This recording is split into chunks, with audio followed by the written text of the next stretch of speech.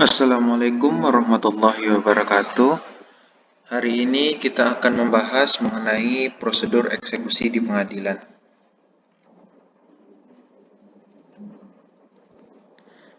Kita langsung saja kepada prosedur eksekusi di pengadilan.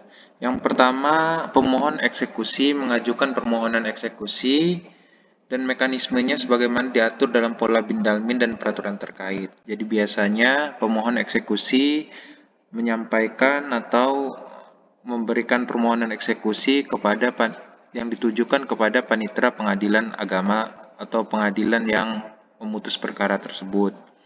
Yang kedua, ketua pengadilan menerbitkan penetapan untuk unmanning yang berisi perintah kepada jurusita supaya memanggil termohon eksekusi hadir pada saat sidang unmanning. Sidang unmanning itu sidang peringatan kepada termohon eksekusi untuk melaksanakan isi putusan. Yang ketiga, jurusita atau jurusita pengganti memanggil termohon eksekusi. Selanjutnya, ketua pengadilan melaksanakan unmanning dengan sidang insidentil yang dihadiri oleh ketua, panitera, dan termohon eksekusi dalam sidang Dalam sidang unmanning tersebut, yang pertama, seyogyanya pemohon eksekusi dipanggil untuk hadir agar terjadi transparansi antara pemohon dan termohon eksekusi.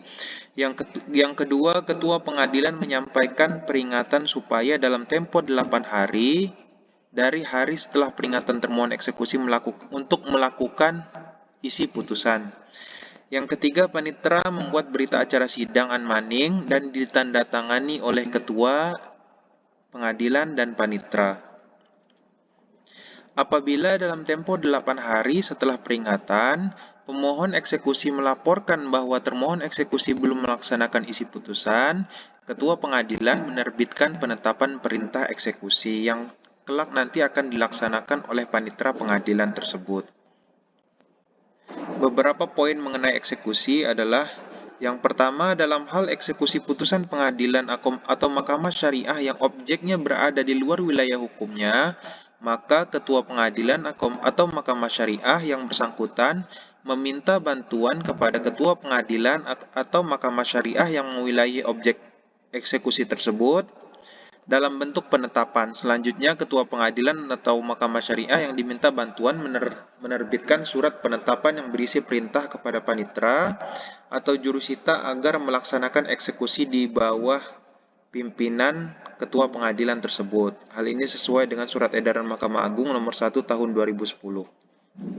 Selanjutnya, dalam hal eksekusi diajukan perlawanan, baik dari perlawan tersita maupun dari pihak ketiga, untuk perlawanan tersebut diajukan dan diperiksa serta diputus oleh pengadilan atau mahkamah syariah yang dimintai bantuan. Apabila terjadi perlawanan baik dari pelawan tersita maupun dari pihak ketiga. Hal ini sesuai dengan pasal 206 ayat 6 RBG. Selanjutnya, dalam hal pelawan dalam perlawanannya meminta agar eksekusi ditangguhkan. Hal ini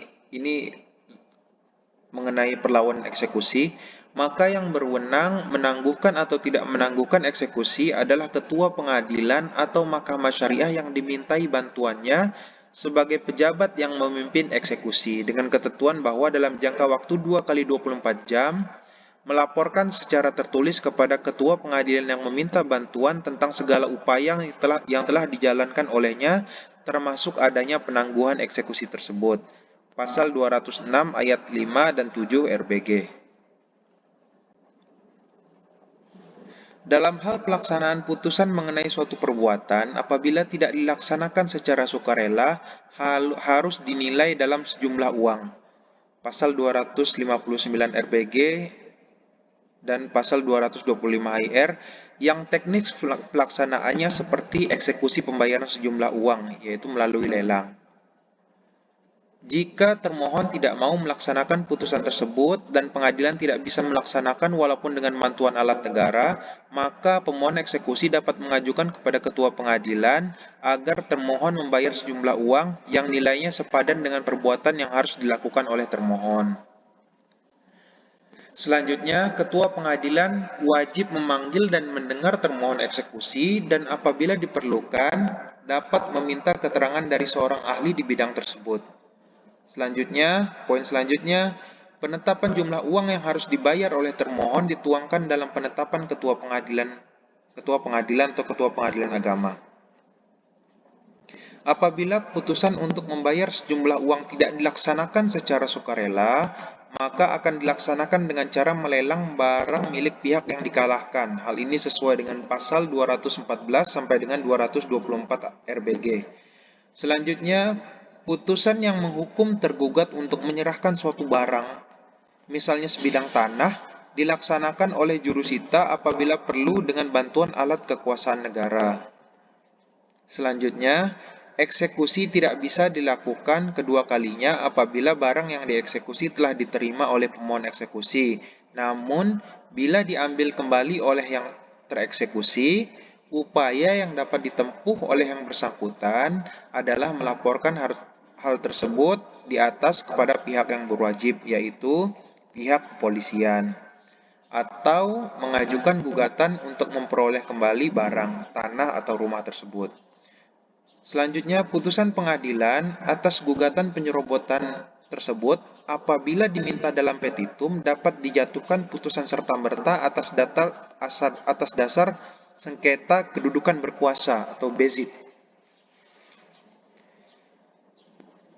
Jika suatu perkara yang telah berkekuatan hukum tetap telah dilaksanakan atau telah dieksekusi atas suatu barang dengan eksekusi real, tetapi kemudian putusan yang berkekuatan hukum tetap tersebut dibatalkan oleh putusan peninjauan kembali atau PK, maka barang yang telah diserahkan kepada proses gugatan kepada pemilik semula sebagaimana pemulihan hak. Jadi ada pemulihan hak.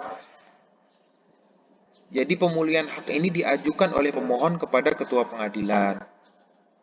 Jadi jika putusan tersebut telah dieksekusi kemudian dibatalkan oleh PK, maka barang yang telah diserahkan kepada proses gugatan kepada pemilik.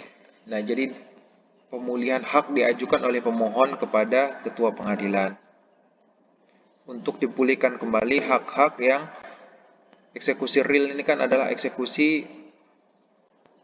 terhadap suatu barang, tidak dilelang seperti eksekusi pembayaran sejumlah uang. Eksekusi pemulihan hak dilakukan menurut tata cara eksekusi real. Apabila barang tersebut sudah dialihkan kepada pihak lain, termohon eksekusi dapat mengajukan gugatan ganti rugi senilai objek miliknya. Jadi kalau misalkan sudah dialihkan lagi kepada pihak lain, maka dapat diajukan gugatan ganti rugi senilai objek miliknya. Apabila putusan tersebut belum berkekuatan hukum tetap, kemudian terjadi perdamaian di luar pengadilan yang mengesampingkan amar putusan, dan ternyata perdamaian itu diingkari oleh salah satu pihak, maka yang dieksekusi adalah amar putusan yang telah berkekuatan hukum tetap. Jadi walaupun ada perdamaian di luar pengadilan antara pihak pemohon dan termohon, tapi pada akhirnya diingkari oleh salah satu pihak, maka yang dieksekusi adalah putusan dari pengadilan dengan mengesampingkan perdamaian yang telah diingkari oleh salah satu pihak tersebut. Terima kasih banyak atas waktunya. Demikianlah, kurang dan lebihnya kami mohon maaf. Wassalamualaikum warahmatullahi wabarakatuh.